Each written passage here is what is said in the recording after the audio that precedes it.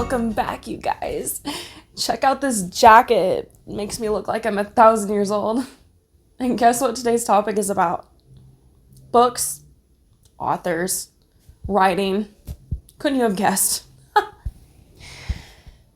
So, I believe there is really no greater example to set as a parent, as a teacher, as your coach, as literally anyone of that position, than to just set an example and do whatever, practice what you preach, basically, right?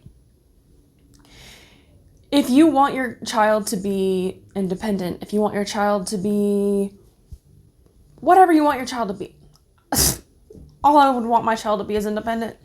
But, whatever that word is to you, that you would want your child to be, the best way to make your child that way is to simply be that way yourself and set that example, right? So the way that I want my clients to be is how I want to live my life, to set that example. Or as Alice Cooper once said, I don't know where I heard this quote, but I know it was an Alice Cooper quote. Anyway, he says that if there's anything that you wouldn't, something along the lines of this, if there's anything that you wouldn't want your kids to do, just do it first, so that way they can't rebel against you. Like, yeah. That's not bad. I kind of like that advice. But, you would hope, anyway, that if you went completely downhill, that your kid would want to be the opposite. Which is where this can kind of backfire on you, is if everyone wants to be the exact opposite of you because they just envy you so much, or they are just so disgusted by you that they want to be nothing like you. But you would hope, especially with my coaching and finding my clients, that we would vibe and you would be able to feel that out, up front. That's why we do my free discovery calls and such, to kind of make sure we are a good fit. Because I want you guys to be inspired by me, not, find me repelling or revolting or really anything. But I want you guys to be very ambitious. I want you guys, to be goal setters. I want you guys to be overthinkers, because that is my downfall. But being an overthinker makes you calculated, and there is nothing wrong with being calculated. It's kind of a superpower, honestly, because most people aren't calculated. And so when you're calculated and everything works in an order and in a pattern, and it kind of multiplies. No pun intended, it kind of multiplies. Because when one aspect of your life is on fleek, for lack of a better word, then it makes your other categories of your life start to kind of fall into place too. Because when one aspect of your life is on point, you got nothing else to fix with it, you start working on another one. Then you start, it's a snowball effect, and it's a positive snowball effect of just everything falling into place from being calculated. It's kind of awesome. Something I've been thinking a lot about lately is, it sounds terrible, but just kind of how I feel like, granted, there are so many aspects of my life that I am struggling and not okay, but there are so many other aspects of my life that I feel like I'm doing really, really good. Really good. I mean, all of my hangers in my closet are matching. My clothes are all color coordinated by season. It takes just little things like that, being calculated, and just down to your hangers. Granted, again, that is an unnecessary expense, but when things like that can just be not chaotic and just easing to look at, it's soothing, again, and it's easing, and it just makes you feel good about things down to your wardrobe and your closet that is behind closed doors that no one sees, but you know it's there, and it makes you feel better. And then it makes you want to start branching out into your kitchen. Make sure your dishes are clean. You know what I mean? And it's such a positive snowball effect that, yeah. Point is, this is how I want you guys to be too, because this is how I am, and I want you guys to look up to me and also get matching hangers in your closet, because it honestly makes a difference, believe it or not, it does. Maybe this is a woman thing, maybe this is a just me thing, maybe it's sort of a gays thing too. I could see gays being into this. The project, for lack of a better word, that I am currently working on is I am trying to write and publish a book, okay, so if you guys have followed me for a while, you know that I do have my children's storybook, and the company that I used to produce it on, I think went bankrupt. I'm actually not sure what happened. It was really odd. They gave literally no explanation whatsoever. They just disappear with like a 24-hour notice that they were going to be quitting their business. And like, yeah, no further information. It was really odd, but it just says that I had apparently a terrible taste in publishers. So this time I'm publishing my book on Amazon, and I'm really, really, really proud of the fact, honestly, that I'm even doing this, because this is something that I have wanted to do ever since I first wrote the story when I was 19, and it was too intimidating to me at the time. And it still is beyond intimidating to me, and I'm struggling with it, honestly. But I'm at the point in my life where I'm like, you know what? I'm either going to face this obstacle and conquer it, or it'll just always be an obstacle that I will never face. And I'd rather conquer it than just be too intimidated by this stupid thing. Because look at how many people are authors. So many.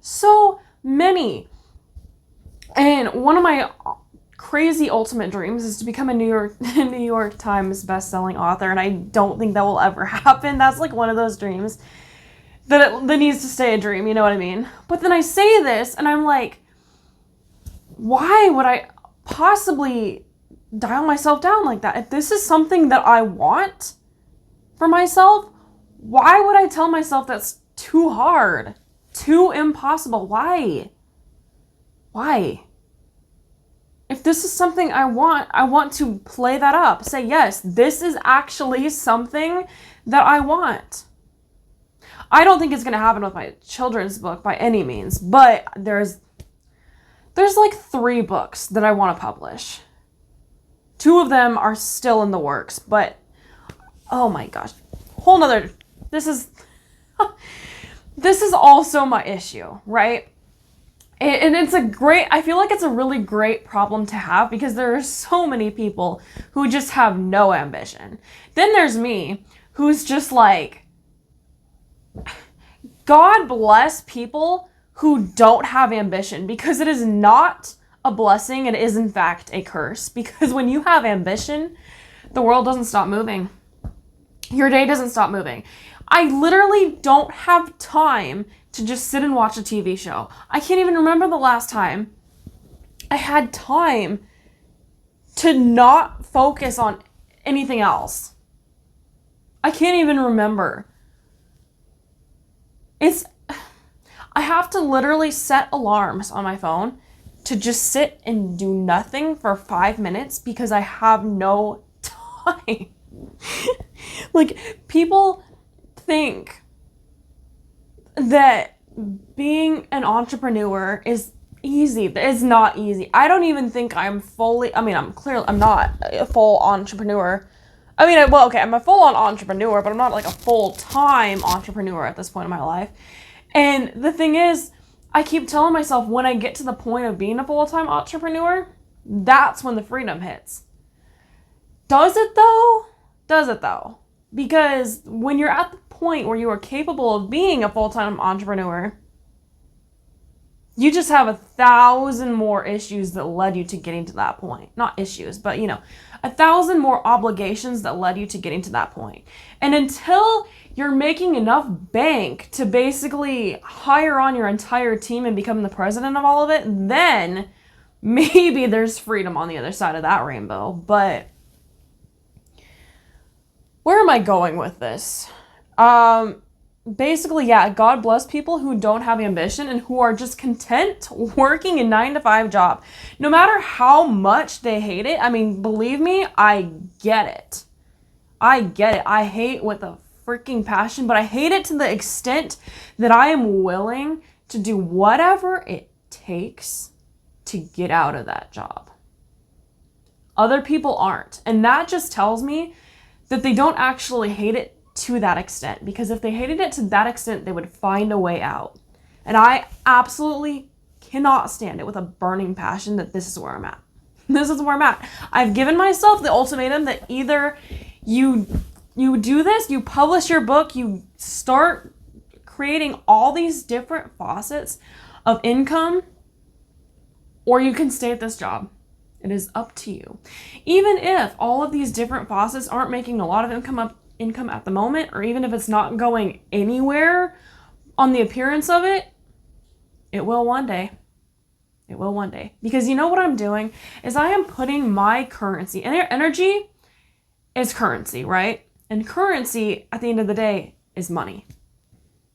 Money is currency, but currency is also energy because it's a current, it flows. So then when you look at it in perspective, energy is actually money. And it's true. I mean, it takes energy to get money, and you're not going to get money if you don't have any energy. Like if you stay home all day in bed, you're not going to make money. It's kind of how it works. So I am putting all of my energy, my currency, towards all these different facets, right? And even though it's not making money yet, the current is flowing. The algorithm is going. And at some point, it's going to have to turn into money because that's the way it works. It's the way it works. You can't if you put, what is it, like 10,000 hours into something, you're an expert at it or something like that. Not that I'm probably going to put 10,000 hours into this in the near future, but even if I put in 1,000 hours, that's 1,000 hours right there. Even if I put in 7,000 hours, that's 6,000 more hours. You know, at some point, it's going to work itself out. That's how it works. I know if you are on this channel, there is something in your life that you just want so bad. And maybe that particular thing that you want so bad isn't the stepping stone that it takes to get that particular thing, right?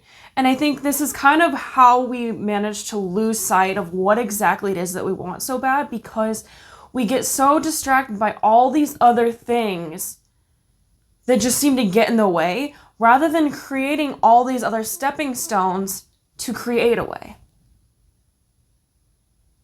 That was pretty solid. I honestly cannot believe I just said that. I feel like I need to write this out and trademark that with my name on it, because I don't even know what else to say after that. I think that just says it all right there. So I do want to say though, whatever it is in your life that you want so bad and you're not able to just grasp it, you need help figuring out what these stepping stones are, I can help you. I can help you. If you would like to book a free discovery call with me to find out more about what this is all about, you can find my link in the description below to book this free discovery call with me. And you can also find me for tons more free content on almost any social media platform at Make Waves Coach. You can also find me on almost any social media platform at Mermaid Kassandra. As you can see, my journey, it's been pretty cool following my own dream. And it's, again, there's no greater way, I think, to set an example for someone else than to set the example for someone else. I really believe the greatest way to teach anyone anything is to set the example yourself. I mean, when I think about the people that I have looked up to in my life, they're people who have just been crazy ambitious, doing all these things that you wouldn't necessarily pinpoint them to do, but they go out and do it. And I'm like, if they were able to do this and that, Why could I not do something like that? Why could I not do something even crazier? Why could I not do something as equally crazy, but that is authentic to me, because doing whatever they did was authentic to them and not to me? People need to get that straight, don't they? Yeah. You can also check out my podcast, Make Waves, Mermaid Kassandra, every place podcasts are found. I will talk to all of y'all in the next episode. Go out there and make waves. Mwah.